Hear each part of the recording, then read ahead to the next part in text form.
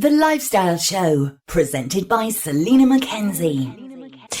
Our first guest today was burnt out and longing for an escape from lockdown with a compulsive need to walk. So she embarked on the most epic of all English walks, Wainwright's Coast to Coast. She's here to tell us about her journey. Welcome to the show, Jenn Ashworth. Hiya, Selina. Thank you for having me. You're welcome. Now, I'm from the Midlands, but I know Wainwright's. It's the one that goes, it's the north, isn't it? It's the one that goes across the Lake District. Is that right? Yeah, that's right. It starts in St. Bees, which is on the Cumbrian coast in the west, and you go right the way across the Lake District, all over Yorkshire Dales, Vale of Mowbray, over the North Yorkshire moors, and then you end up in Robin Hood's Bay, which is near Whitby on the east coast. Lovely. I like Whitby. Good holiday resort. It's gorgeous. It is gorgeous. It is. So what made you want to do this? Had you always liked walking?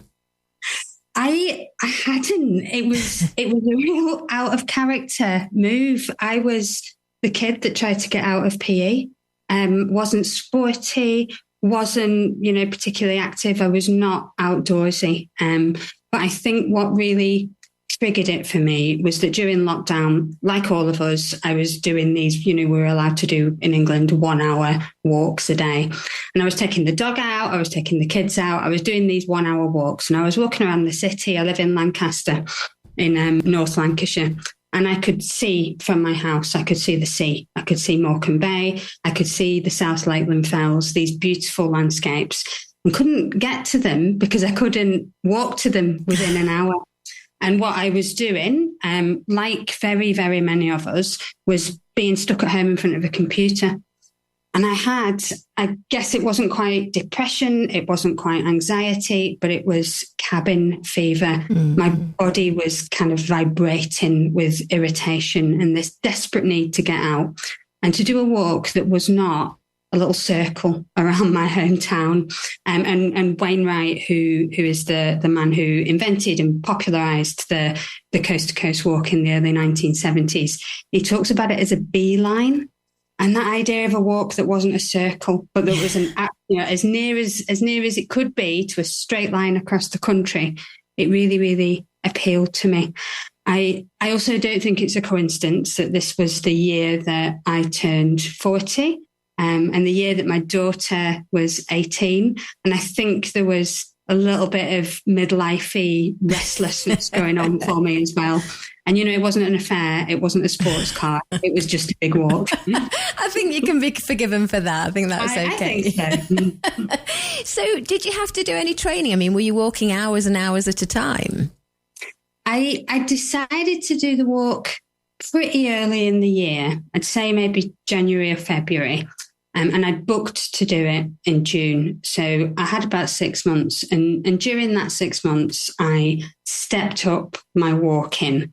So when I was walking my dog around the park, I'd go up the hill instead of trying to avoid it.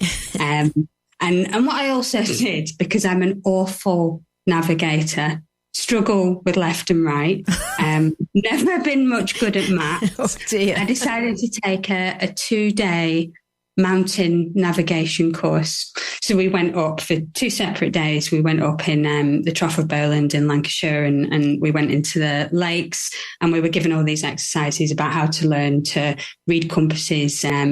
What was really helpful about that was that the whole mission of the day, this training, was what do you do when you get lost? So the fact that I probably would get lost at some point, it took the fear out of it. I'm sure. And so you were armed with your map and you were also getting daily letters from your friend Clive, I believe. Yes, I was. Clive is a neighbour of mine, a really good friend. He is an artist. He's a filmmaker. He's also someone that lives with cancer and what he likes to call a tricky prognosis. And what he said to me when he knew that I was going to set off on this walk was that I wasn't camping. I'm not that tough. I was staying at various B&Bs. And he said every time I landed at the end of the day at a B&B, there would be a letter waiting. Oh. And I didn't know what he was going to write to me. And I had no idea when he said letter what I was actually going to get.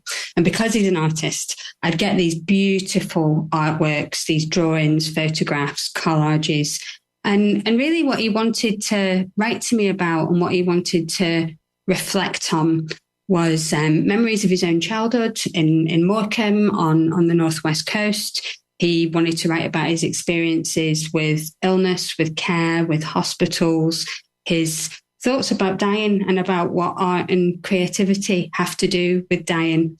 And these letters became this enormous kind of nourishment to me as I was going on, doing all these miles. I'd wash up at the B&B in a filthy state and be completely dejected and exhausted and very, very hungry.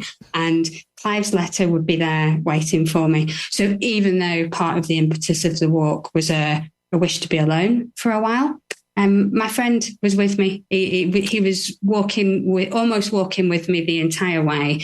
And the title of the book, The Parallel Path, comes from one of Clive's letters. He said at one point, I feel in some strange way I'm walking on a parallel path with you. Oh, that's so lovely. Have you put his letters in the book? Yeah. So the book is structured where each chapter is a day of the walking. And so you get what I saw and where I walked and where I got lost and where I fell into a bog or got bitten by a horsefly. And you get the things I was thinking about as well. My reflections about care, about home, about domesticity, about the North and northernness and northern identity. And every day my reflections really on the topics that Clive was giving to me. I sometimes say that the book is to make up for the fact that Clive sent me all these beautiful letters, but that during the walk I didn't write back. So you've written him a book. Yeah, I planned to write it back. I took kind of note paper and envelopes with me. I think I sent him a couple of postcards. I sent him some photographs and some videos, but I was so burnt out and so exhausted that really while I was on the walk, the best that I could do was listen and read. Yeah. So it was only later as I started writing the book that I was able to reply to Clive. So yeah, a big part of the book is what I would have said to Clive if I'd have had my laptop with me and more energy. Oh, now it wasn't just exhaustion, because sadly you started to feel a little ill during the walk, I believe. Yeah, I did. It was maybe in the second half of the walk. It was 2022, which in England was the year that we had that enormous heat wave. Yeah.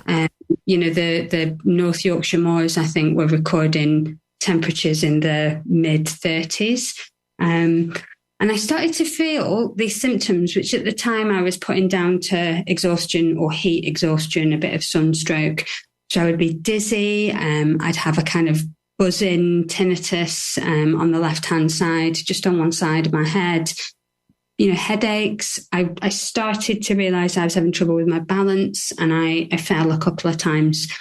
There was not a significant amount of pain. These weren't dramatic symptoms, but I think partly because I was walking such a long way, you have to really pay attention to your body. You have to think about your feet and your shoes and how much water you're drinking and how much food you're taking in. So I was listening to my body in a way that I probably hadn't done in years. And I realised something wasn't quite right.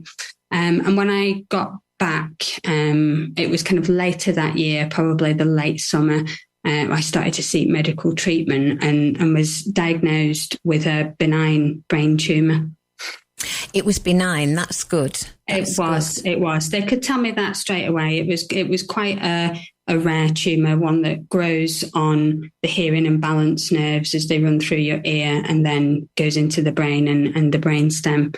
So I knew at the point of diagnosis, I knew that it was benign, and I knew that I would probably have to have quite major surgery to get it sorted out. And were they able to remove it with the surgery? They were. I had some treatment. I had some drug treatment. I had more MRI scans than you can shake a stick at. I'm a frequent flyer in the MRI machine. And then the following year, in this real novelistic coincidence, which is the 2 weeks that I went on the coast to coast walk, exactly a year later, that 2 weeks I was in hospital after having had the 13-hour brain surgery. It was a very odd experience. You know, when you get your phone and it feeds you the photos of this is what you were doing this time last year. I was getting that when I was in my hospital bed, and it really, I'd decided by that point I was going to write about the walk, and it had really changed how I was going to write about it, because it felt very much to me, even though, you know, Clive and I weren't to know this, and we certainly didn't intend it at the time, that his letters to me were almost a way of him preparing me or mentoring me or teaching me how to be ill, how to allow myself to be cared for, how to be creative while being ill. Oh, how are you now? Mainly very, very well. I had a MRI a couple of weeks ago, and my brain has been pronounced ordinary and unremarkable, medically boring. Probably the only time you want to be called unremarkable in your life. Yeah, absolutely. The surgery did leave me with some symptoms and disability that isn't going to go away. So I lost a lot of hearing on the side that the tumour was. I need to wear hearing aids. My balance is not perfect. I can do what I want to do, but if I ever look like I'm shambling around, I'm not drunk. But no, most of the time I just live as I want to live, and I feel very lucky to be able to do that. Oh, it seems like the walk, I mean, I know the walk came from lockdown, but it feels like the walk came at the right time for you. You did it, and then you were prepared to go through the surgery, and now you're back to being unremarkable. Well, it was amazing, because when I was first diagnosed and before I had my surgery, my doctor said, you know, this dizziness and this trouble with balancing, this is a symptom of the tumour, and it's going to get worse. And when you have the surgery, it's not going to fix that. That, you know, there will be physio, you're going to get used to it. That there was not the implication that I would not be able to walk, but that this was going to be with me from now on. And we talked a little bit about physio, and he said, you know, the very best thing that you can do is walk a lot over rough ground. And I thought, oh my gosh, like I just spent half a year doing that. Yeah. And I don't want to be too magical a thinker about it, but I wonder sometimes if my body knew what it needed and was asking me for it. Yeah, I believe in fate. I am a firm believer in fate. And I know that you're a writer anyway. Has it affected your writing, or does that all go on as normal? It goes on as normal. My main practice is as a novelist. I mainly write fiction. This is the second memoir that I've written.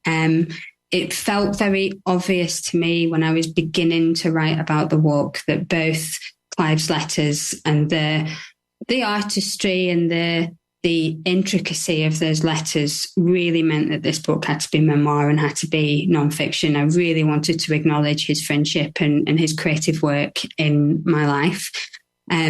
But now that is finished, I'm back to writing fiction. I'm really enjoying the freedoms of being able to make things up. So yeah. Wonderful. And how's Clive doing? Is he okay? He's very well. We have an event tomorrow in Lancaster, and he's going to be participating in that with me. He's going to have the opportunity to show some of his photography, a short film that he's made. We're going to be able to talk together with an audience about his contribution to the book, and about the way that his artwork is, in some sense, about being alive, about living well, about really sucking the marrow out of life. And I'm really glad that we get to do that together. Yeah. Well, from an unremarkable woman to a remarkable book, it sounds fantastic. It's called The Parallel Path, Love, Grit and Walk in the North. It's out now, and it's by Jenn Ashworth, who we're speaking to now. We're selling it, as always, in our virtual bookshop on our website, TRE.radio. And if people want to find out a bit more about you and your other books, Jenn, do you have a website as well? I do. I've got a website which I've been shamefully lazy at updating, but it is there, which is Jenn Ashworth, all one word, .co.uk. And I'm on Instagram as well, at Jenn Ashworth 82. So if you want to see pictures of me walking and my dog, Instagram is the place to go. I'd love to see pictures of your dog. I love dogs. Jen, a lovely looking dog. You see, I'm going to go and have a look now. Jen, it's been delightful to chat to you. Thanks for being on the show with us. Thanks for having me, Selina. Bye-bye. Bye-bye.